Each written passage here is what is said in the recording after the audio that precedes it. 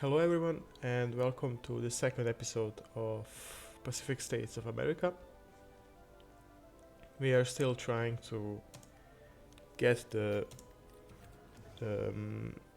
USA to break down so we can get our Pacific states. Okay, Costa Rica requests our assistance. Disaster has struck the otherwise quiet little nation of Costa Rica when the ZKG, Zentralamerikanische Kaffeegesellschaft, crafted hard on the Berlin Stock Exchange just a few weeks earlier, dragging the nation into a hole out of which it will be unable to recover on its own. To save them from complete collapse, the small nation has requested us alone to bail out the ZKG. Offer them assistance? Oh, we have more important matters to do. Okay, I don't think I'm going to offer them assistance. I don't know what I'm going to lose from that. This is Dominican Republic. Oops. Farmer labor flocks to the SPA. Minnesota, which has long been a bastion of the farmer labor governor Floyd Olson, has finally flipped. Many people are turning away from the governor Olson on the direction of the IWW and the SPA. Various unions have held rallies for the SPA, and attendance far outstrips our ability to outshout them. Is it something in the water? We get minus social democracy plus totalism, syndicalism, and radical socialism. Socialist Party of America gains political power. Minnesota SPA control increased. Iowa SPA control increased. Okay, basic machine tools. Nice. Let's get dispersed industry, and let's get radio. Actually, yeah, let's get radio. Great. So now we wait. I believe we are really close to getting the USA to break down, to fall apart. To play the National Guard, okay.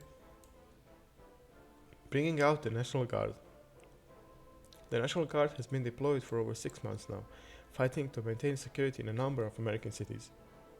But there is a growing fear that commanders within the Guard are not entirely loyal to the Republic. That many harbor sympathies for the AFP and the SPA. More focus needs to be put on strengthening the units we know are loyal. We also need to decide where to focus their deployment for the time being. Focus on restoring order in Minnesota, focus on restoring order in Tennessee. I'm going to go with Tennessee again. Let's get next. Let's get the MacArthur's plan. Black Monday has left. Okay, allegation cities voting bailout. Black Monday has left deep scars in the global economy and particularly on the Deutsche Asiatische Bank in Shanghai, which seems to have fallen victim to unscrupulous business practices and possibly insider trading. Our delegation are now seeking guidance on how they should vote concerning the proposal bailout of the DAB. Approve the motion, deny motion, abstain. Let's approve the motion. Why not? I don't think it will really impact the course of our nation. Death of Big Bill Haywood. Today, one of the titans of the industrial workers of the world, William Big Bill Haywood, has passed away. His death marks the passing of a torch. Elizabeth Gurley Flynn spoke at the funeral saying history has a long-range perspective. It ultimately passes stern judgment on tyrants and vindicates those who fought, suffered, were imprisoned, and died for human freedom against political oppression and economic slavery.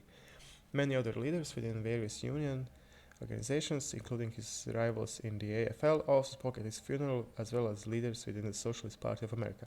Jack Reed also spoke at the funeral, ending his speech with some of Haywood's quotes. If the workers are organized, all they have to do is put their hands in their pockets and they have got the capitalist class whipped. A strike is an incipient revolution. Many large revolutions have grown out of a small strike. Remember that you are fighting more than your own fight. You are fighting for the entire working class and you must stand together. I already miss him. Syndicalism grows. So we have socialists. So basically we all have about equal. Okay. The vote passes. The most recent vote in the delegation council has passed by a comfortable majority. It will now be implemented. Interesting. Southern Democrat voters align with the AFP. The South has long been considered the heartland of the Democratic Party, but this may not be the case for much longer, as polls show a massive spike in voter registration for the AFP. On a radio broadcast, Huey Long spoke at length about share our wealth and his plans for America. It seems that the AFP is growing stronger by the day. What devious conmen? Social conservatism reduces, authoritarian democracy grows, paternal autocracy grows, national populism grows.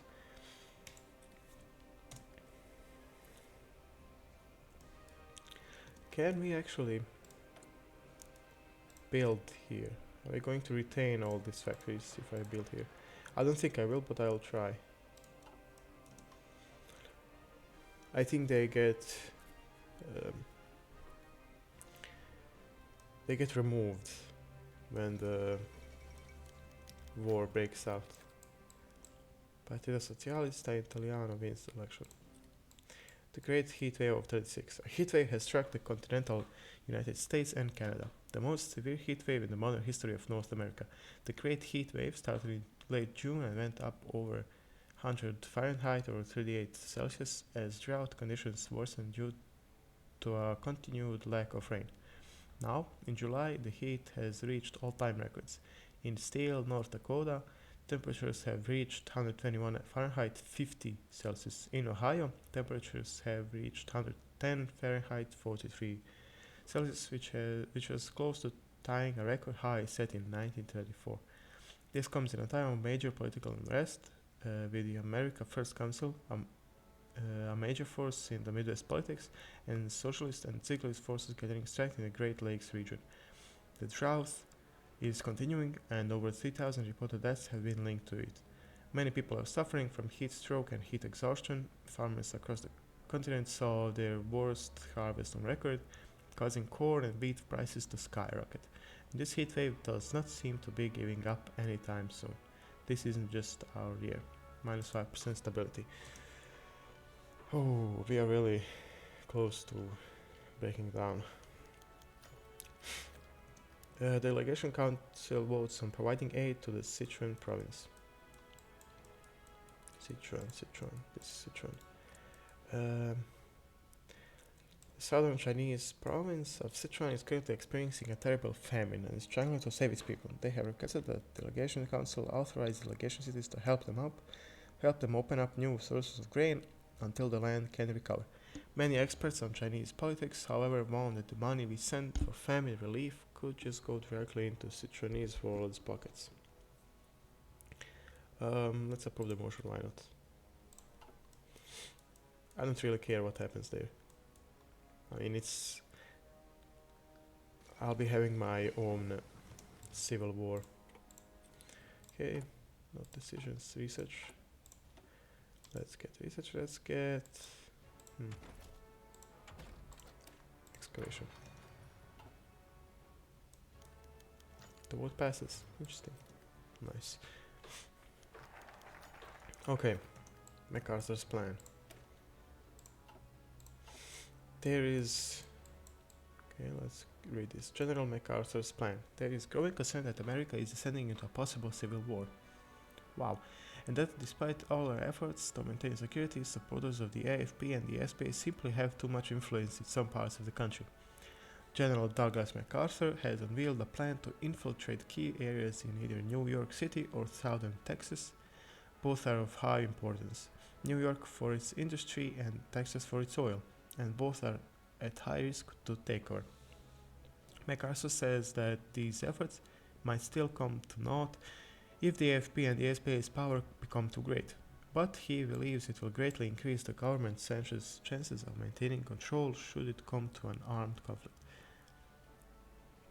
New York City is of vital importance. We absolutely need the Texan oil. Let's go for the New York because we chose the AFP last time we had a decision. Red Summer. The summer heat has turned into violence and blood as cities, starting with Charleston, South Carolina, throughout the country engaged in bloody racial riots as whites beat up blacks and burned black businesses. The number of lynchings that occurred throughout the country spiked during the summer. In response, the African Blood Brotherhood and other elements of the SPA and CSA have begun arming and fighting back. The Socialist Party of America have defended their actions and have furnished blurry photos they claim show AFP members in lynch mobs. Can this year get any worse? Minus 10 stability, minus 20 political power, minus 180 manpower. Minus 80. Gone in the wind. Oh. Gone in the Wind. Today, Margaret Mitchell published her novel Gone with the Wind, which immediately became a bestseller and may be nominated for the next Pulitzer Prize. Even Hollywood is taking notice and is planning a film adaptation to be released next year. Set in the Old South during the American Civil War, many see it as an analogy for the strained political situation in the United States. Many America First Southerners claim the novel supports their cause. Frankie, my dear, I don't give a damn. Change the popularity of authoritarian democracy 1% plus 20 political power. 4th of July. America had a brief period of calm today with a mostly peaceful Independence Day celebration, commemorating the signing of the Declaration of Independence in 1776 by the Second Continental Congress on the eve of the American Revolutionary War. The holiday is one of great importance to the American people. While many were worried that the rising tensions in America would result in yet another bout of violence in the long and brutal election season, most sighed a breath of relief today as the news reported little brawling during the annual celebration. While all the major candidates made sure to be seen and photographed among the large crowds and delivered speeches connecting their respective causes to the situation in 1776, most Americans took the time to take a break from the intense politics plaguing America. Instead, they decided to just spend time with their families and friends amidst picnics and fireworks. It would seem for a brief moment that America had finally received something it had lacked for a very long time: unity. Our respite for chaos, plus 5 political power. Okay, do we want demand for payments?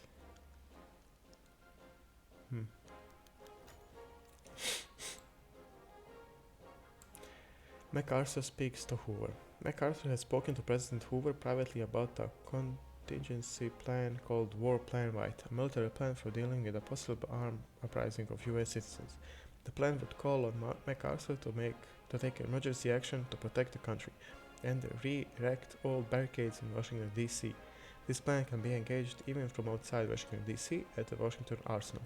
While the plan has obviously not made public, we at least have it as a contingency if the radicals enact one of their revolutions from within government. Let us hope this is not needed. Let's get demand repayment of all debts.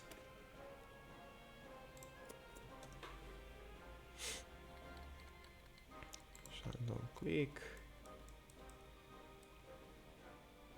They are really at war. Okay, and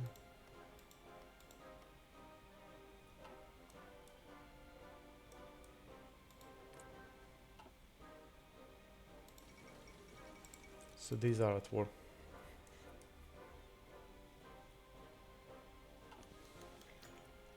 Liberia asks for aid. The Liberian government, crippled by the effects of Black Monday, on top of their overwhelming national debt, has sent an envoy requesting the American government assist with the bailout. We have our own issues to deal with, but the amount they desperately need is small and by comparison and will guarantee us a continued ally in Africa. How shall we respond? Of course we will help. Why not? We get minus 50 political power, but we already have negative political power. And we don't really need it, because we don't have any decisions, we don't have any we don't have any reason to make advisors, to put advisors, put research. We don't need, because we're gonna change countries. The New Zealand crisis. Okay, Australasian Union declared war on New Zealand. I should have read that. The Battle of the Overpass. In Detroit, Michigan, the automotive capital of the world, Walter Reuther and Richard Frankenstein, the leaders of the United Auto Workers Association, called a general strike against the Ford Motor Company and proclaimed themselves for unionism, not Fordism, demanding higher pay and fewer hours for automotive workers. At 2 p.m. today, a photographer from the Detroit Free Press asked to take a photo of the leaders of the UAW standing on the overpass with a Ford sign in the background. While they were posing, a group of 40 men from the Ford Service Department approached them from behind and began to beat them with their batons. The group then continued their attack on some of the beret-wearing women present to pass out leaflets. This will hurt us more than it hurts the unionists. Minus 5%. We're really close to them.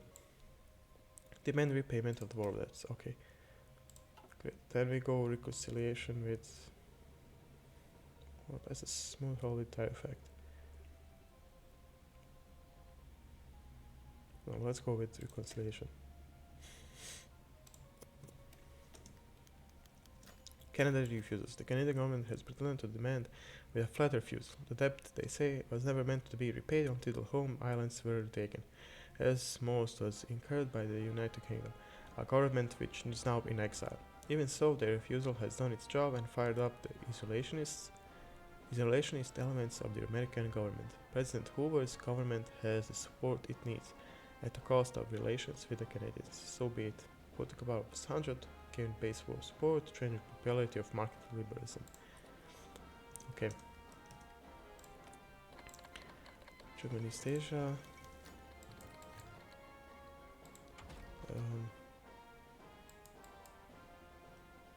German East Asia declared war on either China. New Zealand has joined the Entente.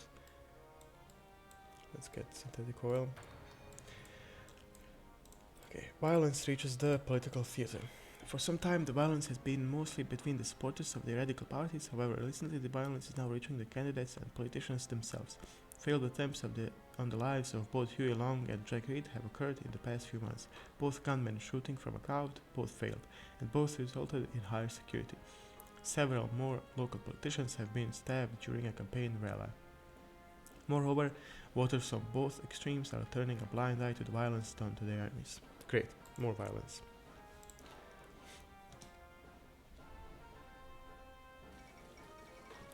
Sveno coup in Bulgaria. Okay. Indochina declares independence. What's this?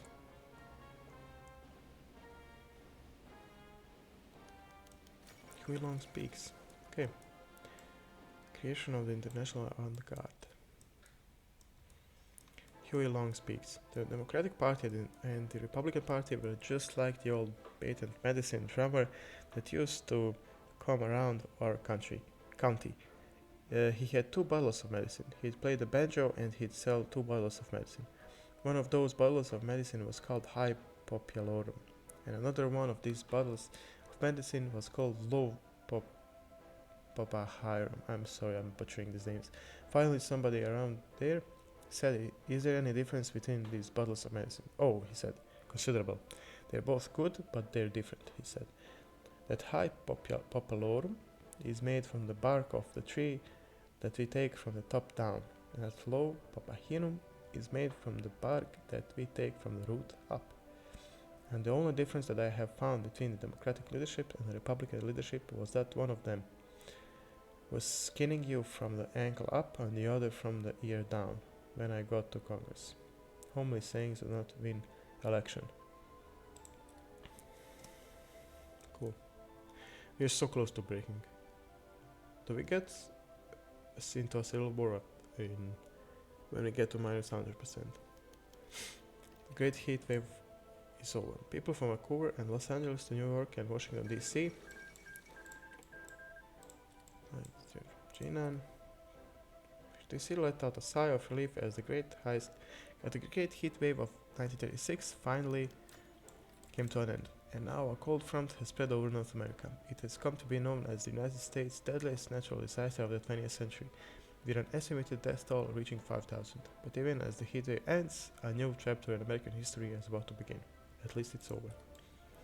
Representatives retiring. Many Republicans and Democratic representatives have announced that this year will be their last year in Congress. While many retirees claim old age motivated them, rumors of gang intimidation and SPA and AFP congressmen reminds many of the congressional brawl between Charles Sumner and Preston Brooks. The unprecedented rate of their retirement has given hope to the AFP and the SPA that they can win these open elections. Let us hope they get good replacements.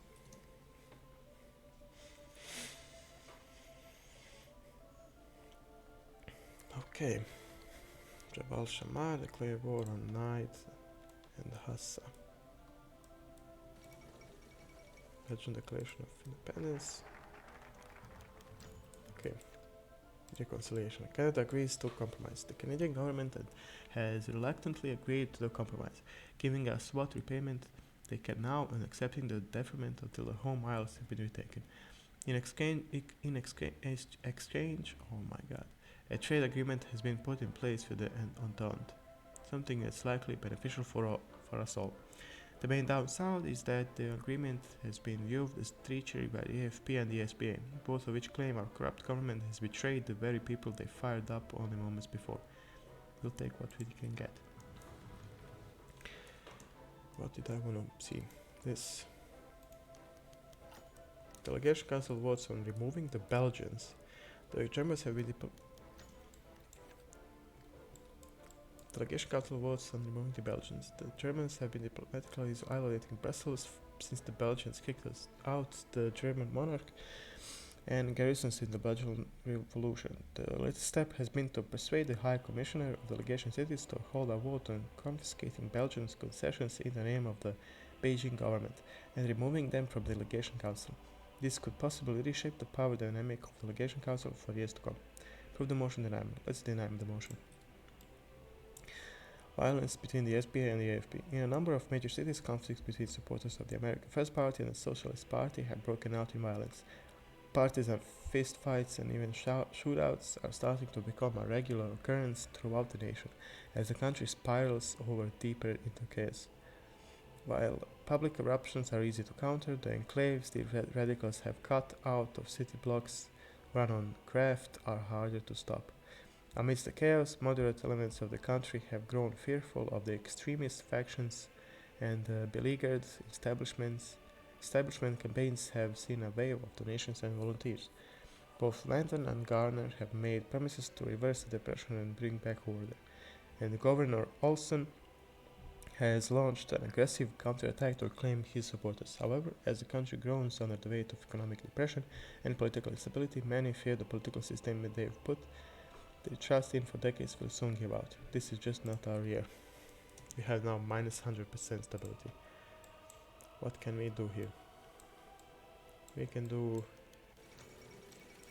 monarchist race in Georgia. Radicals wins Serbian elections. The vote fails. The most recent vote delegation council has failed by a narrow margin. It cannot be proposed again. Interesting. So the Belgians have not been kicked out. Good. What can we get here? I don't think we should get anything. Let's just keep the Belgrade Pact had been founded. Nice. Greece joined. Romania joined. Awesome.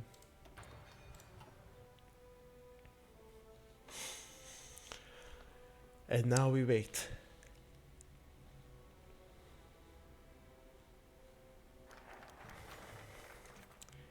War Department expansion. Okay. Status of the US Army. Defense of the United States has always been an uphill battle. Stretched thin against the vast breadth of the North American continent, the United States Army has had little chance to distinguish itself throughout its 160-year history. It won the bare minimum of victories to maintain American independence during the Revolution and the War of 1812. It performed admirably against a corrupt regime in the Mexican-American War, but half of those forces would provide the seed for the fledgling Confederate Army during the ensuing Civil War. More recently, the army performed barely adequately to subdue the heavily outgunned Spanish and struggled to suppress the half-starved Filipino insurrection more than 30 years ago. prevented from joining the Weltkrieg on either side. It is soft in both doctrine and technology. With very few tanks and a small air corps subsidiary to the ground forces. With the hobbled lion that was the British Empire on the northern frontier and the cynically stronghold poised in the south, the US Army must be asked to defend the Republic from enemies within and without, and few agree that they are up to the task. They'll have to suffice.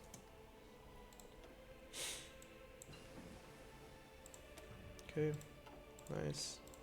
Let's get this. Let's get this. Okay, the 1936 presidential election. The results are finally in from what has probably been the most ideologically contested presidential election the United States has ever witnessed. None of the four major parties have secured enough votes in the Electoral College to outright win the presidency, and as a result, the House of Representatives has to vote on the winner of the election. For the second time this decade, this is probably not the end of our problems, but for the time being, victory goes to Jack Reed, the Socialists, Huey Long, America First, John Nance Garner, Democrats, and Al Franken, Republicans.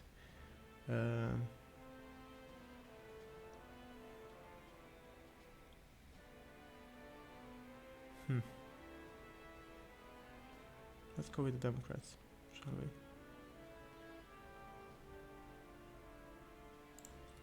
Let's go with the Democrats.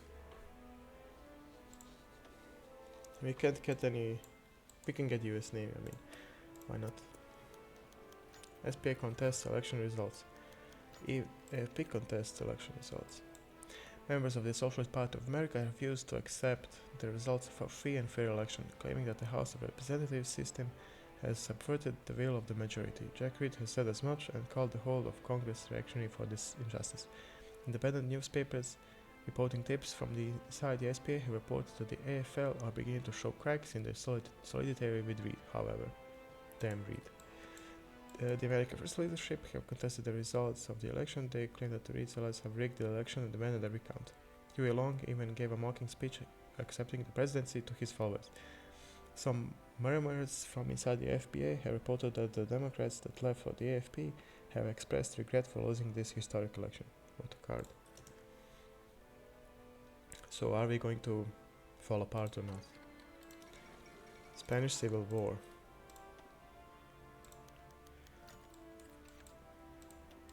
President Hoover supports new President Herbert Hoover broke personal political lines to throw his support behind the incoming President John Nance Garner. Hoover stated that only adherence to the words of the law could bring the country together in these tough times. John Nance Garner in turn has thanked Hoover for his service to this country. His support is appreciated.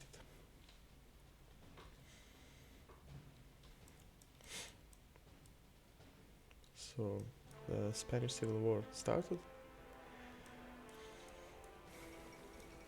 Democratic left victorious in Brazil.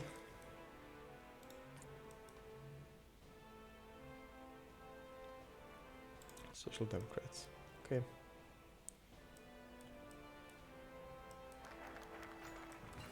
Status of the US Army. National focus completed. Research finished. Status of the US Navy. The United States Navy, long the darling child of the American defense establishment, has been a strong force in global maritime affairs for nearly 50 years. A rival even to the vaunted Kaiserreich Marine and Royal Navy at the heart of the Weltkrieg. It has defended America's shores and sailed forth to spread stability and democracy for nigh on 160 years. From John Paul Jones' raid on the British mainland to the Battle of Manila Bay, the Navy has provided the security needed by the Republic from those that would infringe upon our independence from beyond the seas. All is not well in the modern day, however. The Navy's ships are old. Her flagships, Weltkrieg-era dreadnoughts, even as Germany and the syndicalists engage in a new naval arms race, and the tattered remnants of the Royal Army lick their wounds. The new dreadnoughts have been commissioned at the suggestion of Senator Benjamin Tillman, along with many projects of the 20s, converted to aircraft carriers due to the Great Depression. but the navy is nowhere near ready to take on the imperial Japanese fleet. The maritime corps fares better, hardened as they are by constant action in tropical locales. But they are small, only a few regiments strong, and are powerless to affect increasing tensions at home from their far-flung island bases. The honor guard in Washington D.C. Look increasingly powerless as violence in the nation's capital increases. Our white ships might dominate the waves, but many question whether it will be enough to face the gathering storm on the horizon. Semper Fortis. Okay, I think this is a great time to end the episode, so I'm going to end it here. That's the end of the second episode, and I hope to see you in the third one. Goodbye.